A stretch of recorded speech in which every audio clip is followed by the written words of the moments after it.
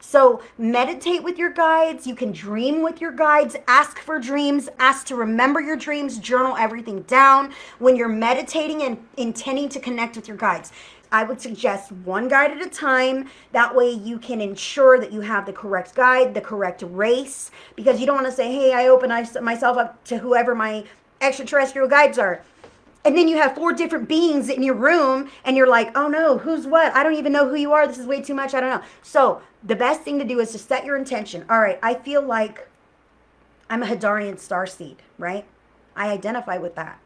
I would like to connect with spirit, and I would like to see if you would bring me a Hadarian guide who is of love and light that may be on my team, because if I feel this way, chances are I have a guide that is from that culture or from that subgroup on my team, because our guidance teams are huge. People change and rotate. So I'm going to say to my team, I would like for my Hadarian guide, a guide who is of love and light and God, to come into my meditation and meet with me. And then go into your meditation, relax, allow it to happen. Allow them to come into your awareness. Keep your eyes closed and allow them to come into your telepathic awareness or into your physical body's awareness. You might feel chills, tingles when you're just starting out to connect. I need to tell you guys this, just because you've taken this workshop and just because you've now decided, I'm a serious starseed, I'm going to connect, doesn't mean they're just going to show up on the first time.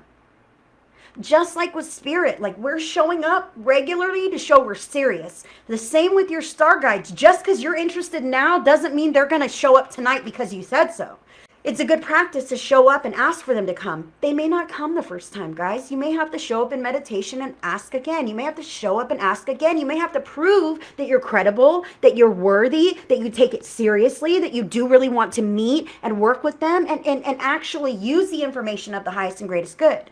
If they think that you're not going to commit, if they think that you're flaky, if they think that you're going to go, I don't know, off the wall with the information, or if you're going to be too scared and freak out, then there's a good chance that it's not the right time and they will not show up for you. So be open to that. Also, a great way to connect is by connecting under the stars, especially if you connect with a certain type of being. They make these apps on your phone. It's like star maps or something. You hold it up to the sky and you can see. It'll tell you which constellation you're looking at, this and that. So find the constellation that you want to connect with. Find it there on your star maps or whatever, and then put your phone down.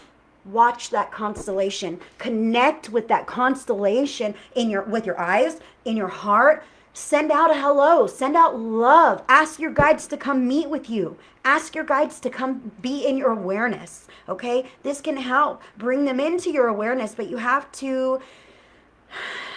to have to take what they give you.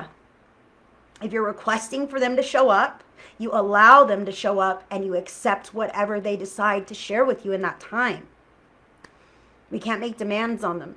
Now, I also need to share with you guys, just in case, if you come across any encounters that you're not comfortable with, that you're not okay with, that kind of freak you out, and I need to give you this. There are instances where sometimes we have these telepathic visitations, maybe when we're drifting off to sleep, maybe when we're meditating, whatever it is, we're having these visitations with a being, and they're working on our energy field or doing some kind of healing or this or that, and it can be an etheric healing. It can actually help with your physical body, but sometimes these beings, we have contracts outside of this physical reality in which maybe our own higher self counterpart has given consent, okay, for them to harvest our eggs, okay, to come and take the eggs from your belly, boop, boop, boop, boop, boop, boop, and it's all like a non-invasive thing, but it has happened. And if these things happen to you guys and you're not okay with it, it's okay to say no. I just want you to know that you have free will in this dimension, no matter how bizarre things might get on the supernatural realms.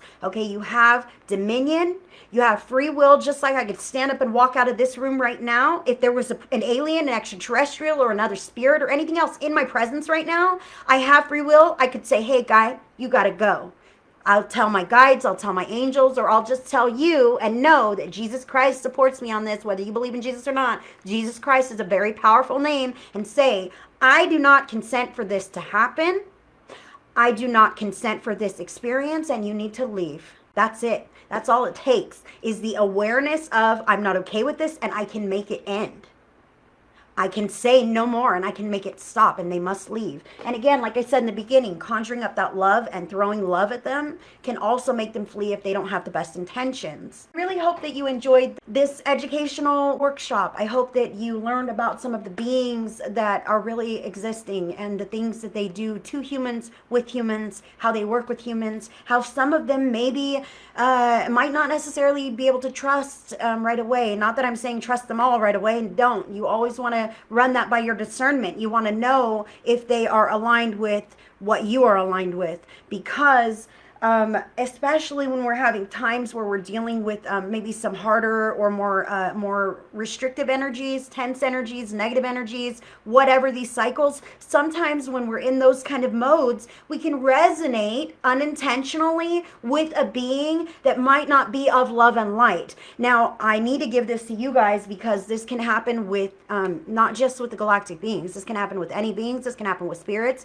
Sometimes when people have not the greatest energy management, or they're not aware of that, if you're in a bad space and you usually have entities contacting you and be like, say you're a medium, or you connect to the angels often or whatever, say you're in a bad space, okay, please pay attention to where you're at in your emotional space and in your mental space if you're ever contacted by a being, okay? Whether it be a past loved one or an extraterrestrial or whatever it is. Because if you're in kind of a more negative mental space or energetic space, I just have to give you this, that the beings that gravitate toward you are going to resonate with that frequency that you're carrying. So if you're in a pissy mood and you pick up a spirit, don't think that this spirit is love and light. The spirit might be pissy. The spirit might not be a love and light spirit. So just know, always use your discernment to realize who you're connecting with and realize what frequency you're sending out, and that's what you're drawing back into you.